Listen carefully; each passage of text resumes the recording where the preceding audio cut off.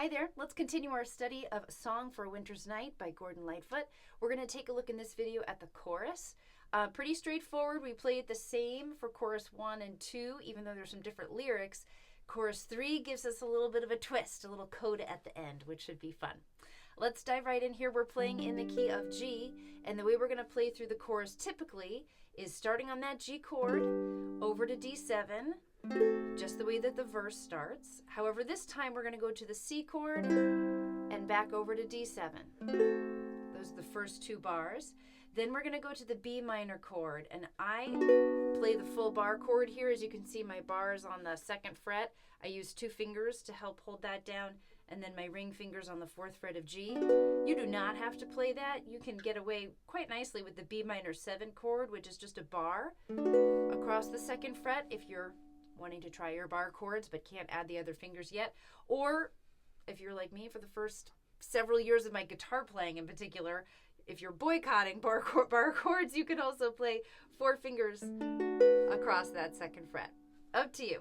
I'm going to play it like this. You play the shape that works for your fingers today. That B minor chord is going to take us to the E minor chord. So make sure you take a couple moments just to get back and forth, depending on how you're playing your B minor. I will say the benefit of playing the full B minor is I'm going to leave that ring finger on that fret. Just hop it over to the 4th fret of C and then bring my other fingers back to meet it for the stair step chord, as I like to call it. B minor to E minor, and if that weren't enough minor chords for you, we're going to go from E minor to the A minor chord, and then to D7. For that, I'm just going to add my ring finger to the 2nd fret of E there. That's how I play the D7. So far, we've got 8 bars. G, D7, C, back to D7. Second line, B minor, E minor, A minor, to D7. Whew, a lot of new stuff. But what you'll find, and this is very common in folk music, the second 2 lines are going to call back to the verse pattern. So if you remember the verse, our next line for the chorus is going to be the same. G, D7, E minor, to C, and then a little seesaw G, over to D7. But here we bring in a little something different rather than resolving back to G right away. I love what Gordon Lightfoot does here. We're going to go over to a C over F chord, or sometimes people call it the C sus chord, C sus4. I like to think of it as a C over F because it helps me remember. I'm playing my C chord, right? And then I'm going to take my index finger and make like I'm going to add a little bit of that F chord, but not the entire chord, just the 1st fret on the E string. It's sort of a chord that hangs in between C and F, hence the C over F, or C sus4 you'll also see. So I'm going to play that C sus4, C over F for a bar, then C for 2 bars, and then I'm going to resolve to G in the last bar. Then I'm going to do it all again. 1, 2, 3, 4. So I'm calling this a little interlude. It interrupts the end of the chorus. It comes in just 2 bars, or after 2 bars of the final line. It itself is a 4-bar phrase, so I'm kind of treating it as its own separate entity, if you will. All right? So let's walk through those chords one more time. There's a lot happening. I'm going to add it in just a single strum per chord. Then we're going to add that guitar strum back in, which you learned along with the verse here. And then we'll add the lyrics as well. And then I'll let you know about the little outro at the end, our coda. Here we go. So starting on G2, here we go. G2, 3, D7, 2, 3 to C, back to D7, B minor now, E minor, A minor, D7, back to G now, 1, 2, D7, and 1, 2, E minor, and 1, 2, C, and 1, 2, back to G, D7, here's that C over F, to C, again, resolve to G, again, back to C over F, to C, again, resolve to G. So there's our chords. I'm going to add our guitar strum here. Bum,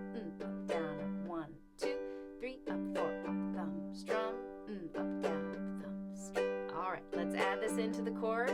Ready, and G, D7, C, back to D7, B minor, E minor, A minor, D7, back to G, D7, E minor, C, back to G, D7, C over F, here it comes, C, C, resolve to G again,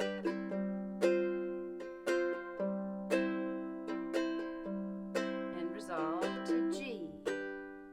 Now one thing I'm noticing is that when I get to that last little tag at the end, I might switch up my strumming. So we really hear those chords,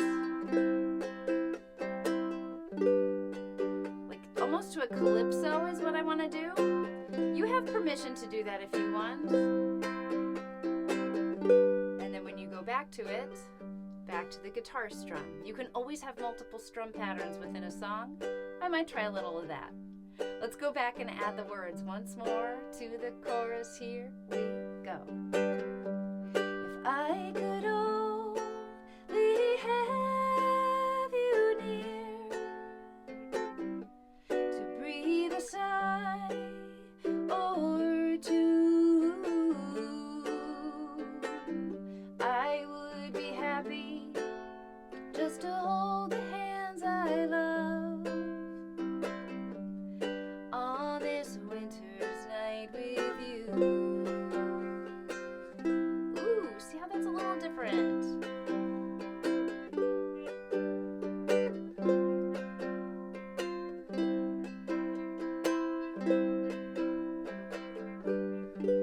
Something like that. You can experiment with that a little bit. The guitar strum may be enough to work on, or you may get to it and be like, ooh, calypso, that's my favorite strum.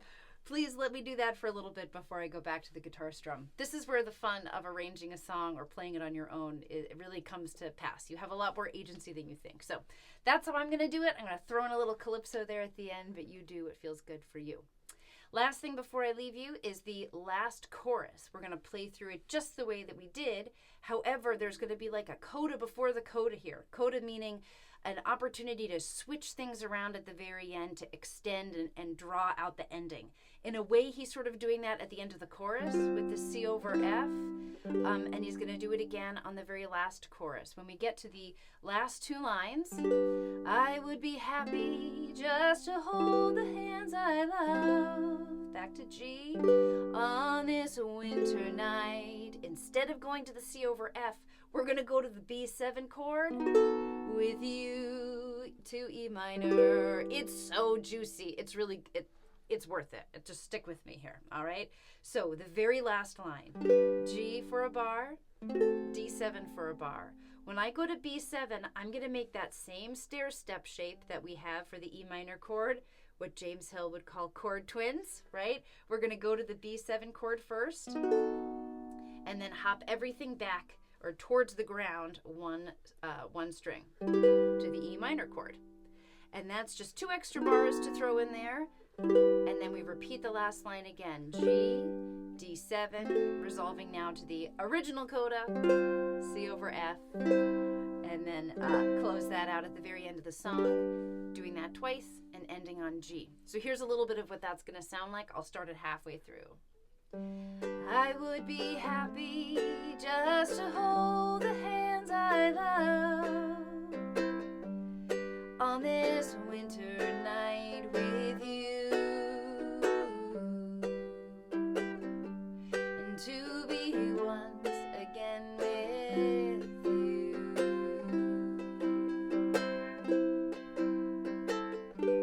Once more, C over F.